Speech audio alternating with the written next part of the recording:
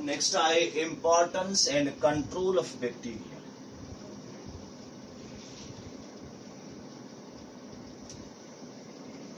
Importance and control of bacteria.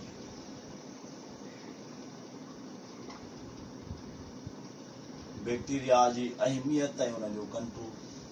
Number पहिरियों आहे importance of bacteria, जंहिंमें नंबर पहिरियों आहे यूजफुल बैक्टीरिया.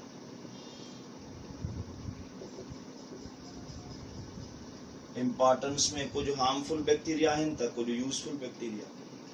यूजफुल बैक्टीरिया में नंबर पहिरियों आहे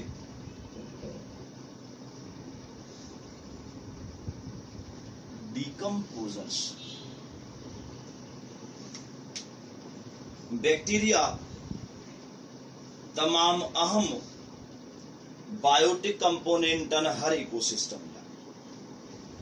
ये डीकम्पोजर्स बैक्टीरिया मुअल जानवरन ऐं बूटन जे जिस्म के डीकम्पोज था कन, यानी कॉम्प्लेक्स ऑर्गेनिक मादन के टोड़े करे सिंपल फॉर्म में कन्वर्ट कन था, जीअं नाइट्रेट्स, सल्फेट्स ऐं फास्फेट. वो वरी ग्रीन प्लांट्स इन्हनि के पंहिंजे मुख्तलिफ कमन में इस्तेमाल कन था. नाइट्रीफाइंग बैक्टीरिया जेके डेड ऑर्गेनिज्म से प्रोटीन्स के कन्वर्ट था कन नाइट्रेट्स में. ऐं कुछ वरी सॉइल जे अंदर रहंदड़ बैक्टीरिया आहिनि जेके ज़मीन जी ज़रखेज़ी इंप्रूव कंदा आहिनि. मुख़्तलिफ़ क़िस्म जूं फिजिकल ऐं केमिकल चेंजिस. हाणे फिजिकल चेंजिस ज़मीन जो कलर चेंज करणु, केमिकल चेंजिस ज़मीन जी pH चेंज करणु. उन खां पोइ आहे alimentary canal bacteria. Alimentary canal bacteria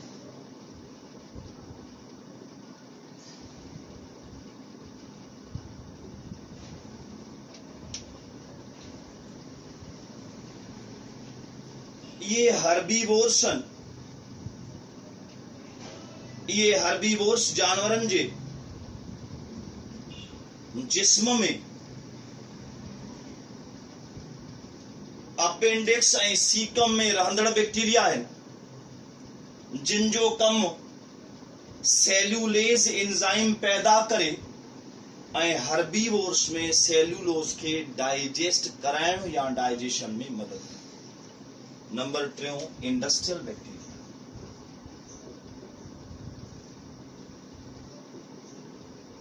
industrial bacteria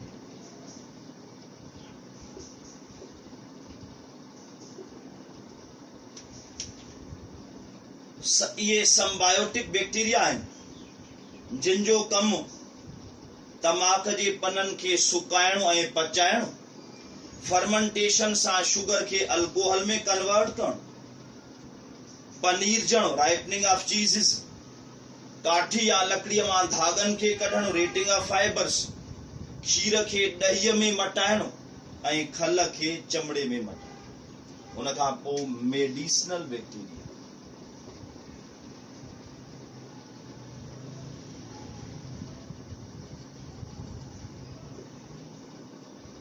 कुछ बैक्टीरिया के मेडिसिनल पर्पस तौर इस्तेमाल कयो वेंदो आहे. मुख़्तलिफ़ क़िस्म जूं वैल्यूएबल एंटीबायोटिक्स बैक्टीरिया मां तैयार थियनि थियूं, जीअं टायरोथायसिन, सबट्यूलिन ऐं राइबोफ्लेविन, जेको वाइटामिन आहे क्लोस्ट्रीडियम बैक्टीरिया मां हासिल कयो वेंदो. उन खां पोइ genetically engineered bacteria. Genetically engineered bacteria यानी उहे बैक्टीरिया जिनके जेनेटिक इंजीनियरिंग में इस्तेमाल कयो थो. इकोलाई बैक्टीरिया के इस्तेमाल करे ह्यूमन ग्रोथ हार्मोन्स पैदा कराया वेंदा आहिनि या मुख़्तलिफ़ हार्मोन्स पैदा कराया वेंदा आहिनि. ग्रोथ डिफिशंसीज लाइ या इवन डायबिटीज़ जी ट्रीटमेंट लाइ इन में बैक्टीरिया जो जेको प्लास्मिड आहे उन में ॿाहिरां जीन दाख़िल करे ऐं बैक्टीरिया जे थ्रू पोइ ग्रोथ हार्मोन्स या इंसुलिन प्रोड्यूस कराया वेंदा आहिनि।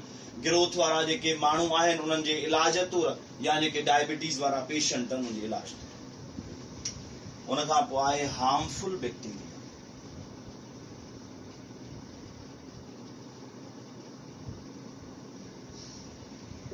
यानी नुकसानकार बैक्टीरिया, जंहिंमें नंबर पहिरियों आहे पैथोजेनिक बैक्टीरिया। पैथोजेनिक बैक्टीरिया यानी बीमारी पैदा करण वारा बैक्टीरिया। बैक्टीरिया मुख्तलिफ किस्म जूं बीमारियूं पैदा कनि था इंसाननि में, जानवरनि ऐं ॿूटनि। नंढे हुजण जे करे नज़र न ईंदा, इन करे they are invisible enemies of man.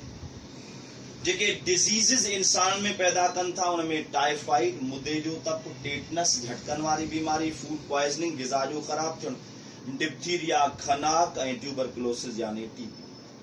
ऐं ॿूटनि में जेके बीमारियूं पैदा कनि था ब्लैक रॉट ऑफ केबेज, गोभीअ जे गुल जो कारो थी वञणु, सिट्रस कैंकर, खटनि फ्रूटनि जी साइज़ जो सुसी वञणु, fire blight of pear and apple, बाहिनुमा ॻरण ऐं सड़न सूफ़ ऐं नाशपतीअ जो, रिंग रॉट ऑफ पोटेटो यानी पोटेटो जे मथां रिंग नुमा दाग या निशान। उन खां पोइ आहे food spoilage.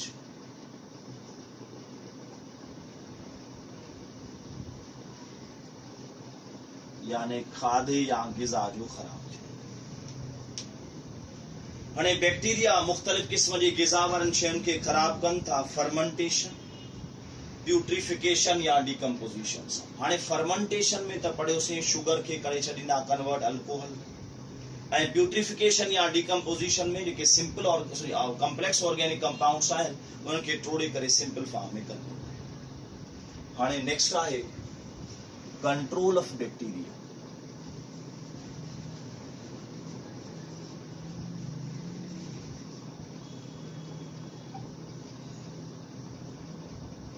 Control of bacteria. हाणे लफ्ज़ कंट्रोल जो मतलब आ त पैथोजेनिक ऑर्गेनिजम्स खे या उन जे इन्फेक्शन के पॉपुलेशन में टॉलरेबल लिमिट ताईं महदूद करण के असां कंट्रोल था कयूं। बैक्टीरियल कंट्रोल ज़रूरी आहे बीमारियुनि खां बचण लाइ, ग़िज़ा खे ख़राब थियण खां बचाइण लाइ, या जेके इंडस्ट्रियल प्रोडक्ट्स आहिनि उन्हनि खे ख़राब थियण खां बचाइण। पोइ हेठे क़िस्म जा मयर्स असां वठंदा आहियूं बैक्टीरिया जे कंट्रोल लाइ। नंबर पहिरियों आहे ट्रीटमेंट ऑफ इन्फेक्टेड इंडिविजुअल। जेकॾहिं कंहिं जानदार में बीमारी आहे त उनजो मुनासिब इलाज।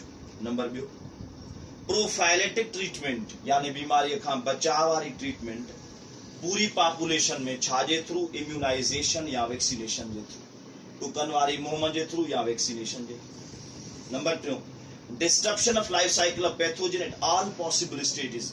कंहिं बि होस्ट जे अंदर पैथोजन जी रिप्रोडक्टिव साइकिल खे रोकणो कंहिं बि लाइफ साइकिल जी स्टेज ते, त जीअं उहो मज़ीद पंहिंजो नंबर या तइदाद न वधाए ऐं असर या इन्फेक्शन घटिजे।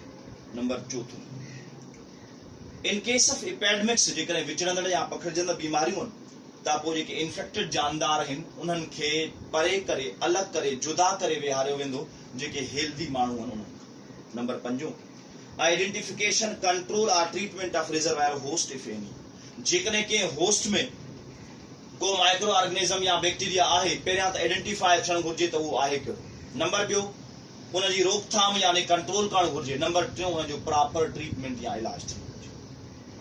उन खां पोइ नंबर 6 आहे हेल्थ अवेयरनेस ॾियणो आम पॉपुलेशन खे त बीमारीअ जे पखिड़जण या फैलजण वारी जेका रिस्क आहे उनखे घटाइजे। हाणे हेल्थ अवेयरनेस मीडिया जे थ्रू, टेलीविजन ते जीअं एडवर्टाइज हलनि थियूं, हेपेटाइटिस आहे, एड्स आहे, अहिड़े तरीक़े सां अवेयरनेस ॾियूं, या रिसर्च सेमिनार करे ॾियूं, या अख़बार या न्यूज़पेपर जे थ्रू असां अवेयरनेस ॾियूं त जीअं माण्हुनि खे ख़बर पए बीमारी आहे छा, पखिड़िजे कीअं थी ऐं कहिड़ा उपाउ वठी उन बीमारीअ खे रोके या घटाए सघे। इस्टेब्लिशिंग अ सर्विलेंस सिस्टम यानी पूरे सिस्टम खे अहिड़ो बणायूं त जीअं माण्हू सस्टेन कनि। सपोज जेकॾहिं माइक्रो ऑर्गेनिजम्स आहिनि त असां घर जी सफ़ाई रखूं, अहिड़ा स्प्रे कयूं, डिसइंफेक्टेंट्स यूज़ कयूं, केमिकल्स यूज़ कयूं त जीअं असां माइक्रो ऑर्गेनिजम्स खां बची सघूं। उन खां पोइ आहे killing of bacteria through number of sterilization, यानी बैक्टीरिया खे मारणु टेम्परेचर जे थ्रू या हीट जे थ्रू।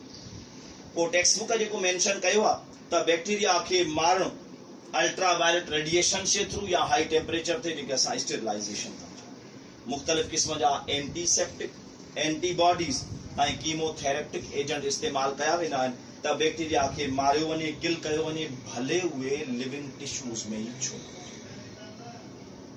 उन खां पोइ नेक्स्ट आहे इम्यूनाइज़ेशन ऐं वैक्सीनेशन।